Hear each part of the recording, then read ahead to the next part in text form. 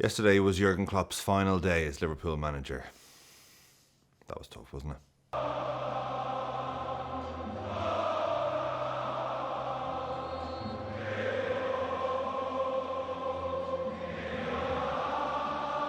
First, I'm going to talk a bit about the build-up to this match, the 2-0 victory against Wolves, and then reflect a bit on Klopp's legacy and the impact it's had on my life. And if you're feeling like pure shite today, hopefully I could help put things in perspective a little bit. He says, crying through takes. By the way, how about this, huh? It was actually easier to set it up this way than last week. Don't ask me how. Before this match, I was wondering, I was like, yeah, but am I actually going to cry?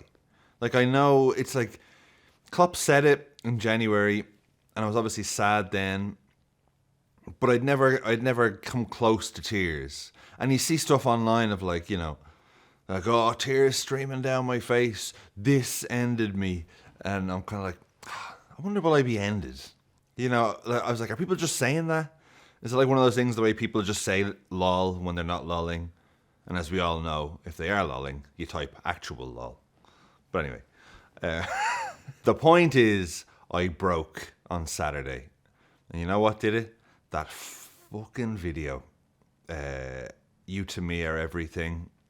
I didn't expect it. I thought it was going to be some sort of emotional piano with Jurgen's voice over the top of it or something like that. But this joyous, just like nostalgic look back at the last 9 years.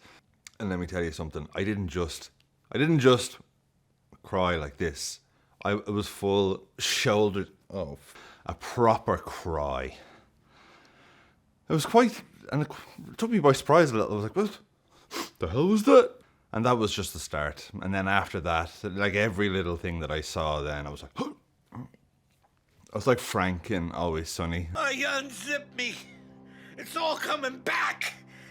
It's all coming back. I hate you. It's all coming back. You understand? I don't like it. I don't like to think about it. Oh. For example, here's me at 9 o'clock on Sunday morning. It's 9:10. And the party started. I'm just awake. I tried keeping busy during the day. Went shopping. Mowed the grass. Just to take my mind off the inevitable. I actually felt like a child again, like this father figure's leaving your life after being this constant for 9 years. I felt like I was 8 years old again watching T2, way too young by the way, where it's like, he has to go, but you just can't accept it. No. I'm sorry, John. I'm sorry. No, it'll be okay. Stay with us. Anyway, I'll talk a bit about the game and come back to my thoughts about Klopp afterwards. So the match starts and I'm already crying at You'll Never Walk Alone at the start.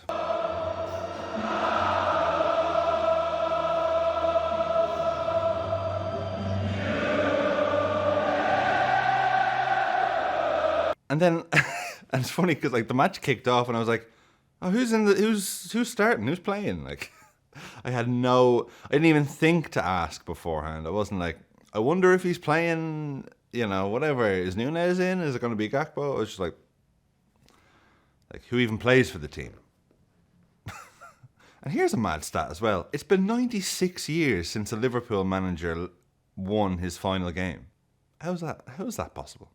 So with all the emotion that was going on before the game, it was nice to have a nice football match to distract us. How about one more match, for old time's sake? And also, I really thought that I would give a shit more about what was happening in the title race. I couldn't care less. Even if Arsenal had have flipped it and won it, I would have been like, what? Yeah. But I'm actually really glad they didn't, because now Liverpool are the only team to stop Roy of the Rovers, Man City, from winning, I don't know, however many it would be in a row. But anyway, the match starts and it's like the fans, if you were there, you son of a bitch, just rolling out the hits from the essential Jurgen Klopp collection. Si, Senor, Divock Origi, they were just going through the list. I was like, oh, lads. And also, just on the kit, that collar is fucking big, isn't it? Like, I reviewed it and I liked it. And I think seeing it on the players looks better. It's like I'm trying to figure out like what is it about this kit that I have such a problem with. And do you know what I realised? It's a two-face.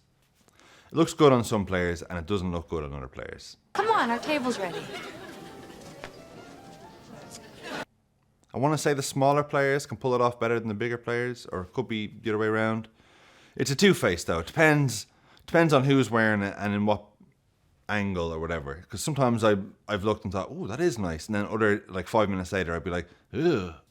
So we're very much helped by a red card, and I'm glad that it was a red card. Obviously VAR, as we all know, they are a law unto themselves, and didn't like the fact that Wolves were pushing for the scrappage of VAR. So I thought, you know what? Fuck you, mate. So he gets the red, right? Off you fuck. And then we get a goal. How fitting that one of Liverpool's best players this year gets a goal on Klopp's last day. I tell you, I don't like the looks of this at all. Wait a minute! Oh my God! Don't you dare do that! There's people in there! And a Harvey cross these days is almost rivaling Trent. But a great header. Again, with VAR, I was like, go. The cross, the header, the occasion, the man. The wig, the glasses, the catchphrase. Brilliant. Fucking yes scale. That's an 8. And then Kwanzaa gets a second. And that's 2 and 2 for Kwanzaa now. I thought Salah's shot was going in anyway, and then when Kwanzaa got the extra touch, I was like, that's brave. Salah will not like that. But it turned out it was absolutely critical because the defender would have cleared it otherwise. And like I love this, like all the other players, like yeah, Kwanzaa's like, yeah, what about it? It's just what I do now. So look, scrappy goal. But would be a 6, but for the celebration, 7. And by the way, just on the FYS, I'm going to have to expand the rankings a bit next year. I may as well be ranking these things out of 5, because nothing ever goes below a 5. So I'm going to have to, I just have to create the formula. Anyway, I thought Salah was really unlucky. I mean, he's looked a bit unsettled. His form in the last month or so has been, let's face it, shite. But he was unlucky today. I thought he played well. Something I love about Salah in the sunshine. I feel like Salah never has a bad game when it's a scorcher. And then I thought I was doing all right then through the match. I'm like, okay, it's just a match. This is fine. Everything's fine. This is just a match of football. I'm not going to think about what happens at full time. Oh, this it's just a game of football. I was grand until I saw Trent coming off. And I was like, oh, the hug he gave Klopp. I was like, and then Harvey's coming off. He's crying. I'm like, oh, lads, I can't take this. And then, it's building and building and building. And then I'm waiting for full time. And I'm like, here we go. It's going to all come out. And it didn't actually. It was very just sort of, okay, yep. He's shaking hands and blah, blah, blah. He's saying thank you. He's going to come back out. I was like, okay, fine. I was like, I think I'm fine now. And then I saw Van Dijk hugging him.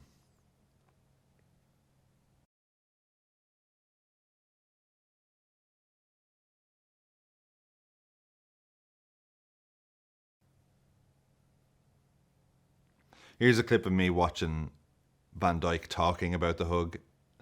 She asked him, how was it? And he's like, tough. And then you can see he's like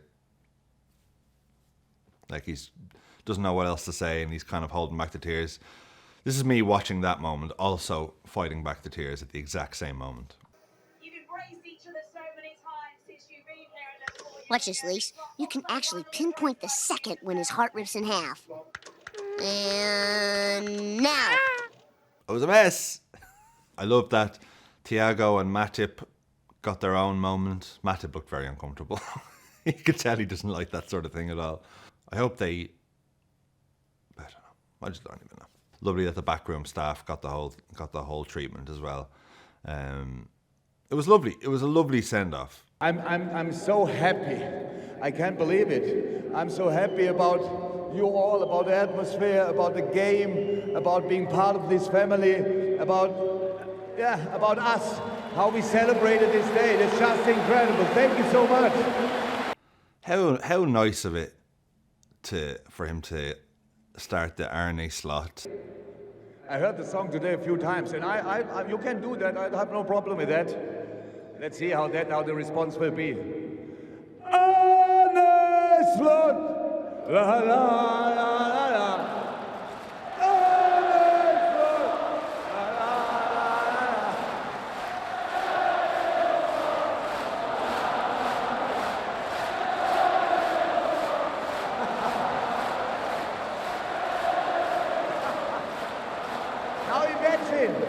Imagine the next season starts and you are not waiting what's going on. No, you go full throttle into it. You welcome the new manager like you welcomed me. You go all in from the first day.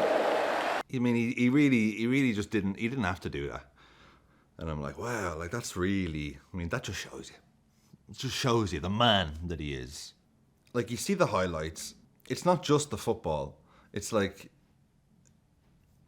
moments in all of our lives, you know, like our own ups and downs and all walks of life and good and bad and different ages and different situations. But like for this little window every week or every 3 days, no one knows, we all just kind of stop and put our focus and our support into this entity, this team. It's like I'm not only remembering those times, I'm also remembering or just remembering where I was in my own life. When Klopp first arrived, I was in my 20s. My daughter was like 6 months old. Now she's 9, and I have another daughter. I remember celebrating the Dortmund comeback in my father-in-law's house because we were staying there because we couldn't afford to pay the rent in Dublin. So, you know, and I was jumping around mad quiet because I didn't want to wake anyone up. I remember watching the Champions League final in just some hotel room in Galway. I was there with my family. In the pissings of rain, you couldn't do anything, but I just remember losing my shit in the hotel room. Like the different houses I was living in, celebrating that goal, and then watching a match for the first time on my own, in my own house, and all these little things, and I'm just like, jumping around my room when Alisson scored the last minute header that my daughter just didn't understand what was going on. They're like, all these memories are just like little benchmarks of time, you know. But the football, like, what else gives you that? Like, I know I've said it before, but like, I could get the best news ever. Like, do you know that thing you've been looking for all your life? Yeah, here it is. Like, oh, brilliant. Wow, that's great. Oh, you passed that thing that you studied hard for. Like, Trent's after scoring a last-minute winner against Fulham.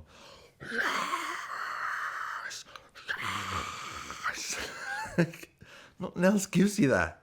Nothing else gives you that release. That's why it's so special. Like, all those moments. And like, Klopp said it best himself, where he's like, we may have fallen just short at times, but 364 days before that were just pure joy and excitement, you know?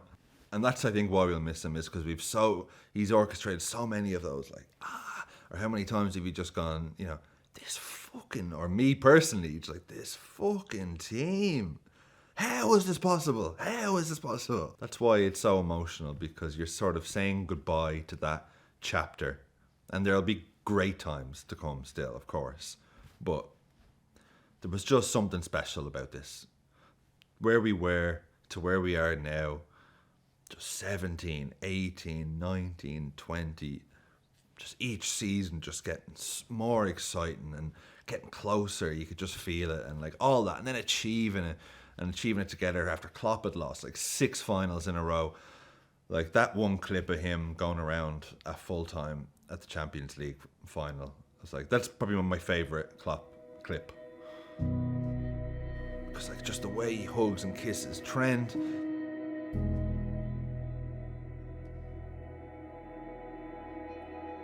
the way he jumps on Alisson, like they have such a special bond. Like him and Henderson, and it was just like, oh, like I would watch that over the trophy lift any day, you know. Trophy lift is great because it's like, great, we have that, we banked that, but this, something like this, where you could just see between him and the players, you know, that was what it's all about. And as Klopp said himself, as he was talking to the players at the end, Liverpool 2.0's first season, we finished third. Really, he stayed for one more year. He stayed for one more year just to get us off the ground, just so we could sort of take flight. And now he's passing over to another manager. He's got something to prove. He'll add to it further. He'll bring in his own style and his own players, and it'll be great. It's going to be great.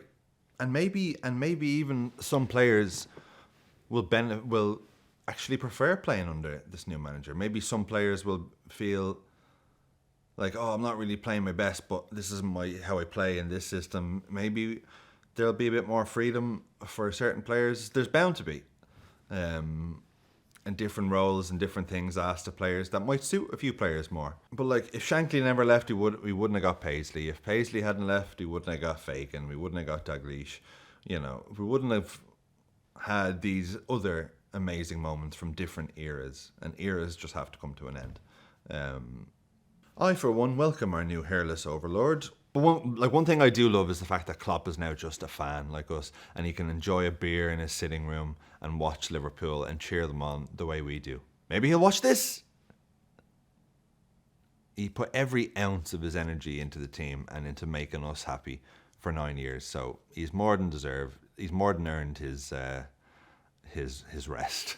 He's a man who loves life, so he should get to enjoy his life. Let me know your favourite Klopp moments in the comments. Spam the comments with your favourites, whether it's a result, a match, a moment in a match, a phrase, anything. And just, if I can also say thanks so much for the support this year. This is my favourite thing to do, honestly. And I don't get enough time to do it, but with the Patreon starting up soon, there's going to be more videos coming, and hopefully it can lead on to some situation where I can do this a lot more, maybe even make it my job, which would be, I mean, that's the dream, let's face it. It was like just over 2,000 subscribers this time last year. It's now, 11 and a half or something like that, and it's just, I'm still so blown away by how sound everyone is in the comments, so, and the support and the shares, and discovering that there's a whole Reddit thing about the show and that posts links and all this sort of stuff. It's brilliant. So thanks so much. Thanks so much for watching. Thanks so much for watching this year. I'll be back next week. Don't know what I'm going to talk about, but I'll be back. Yeah. Up the fucking Reds. And Jurgen, I love you.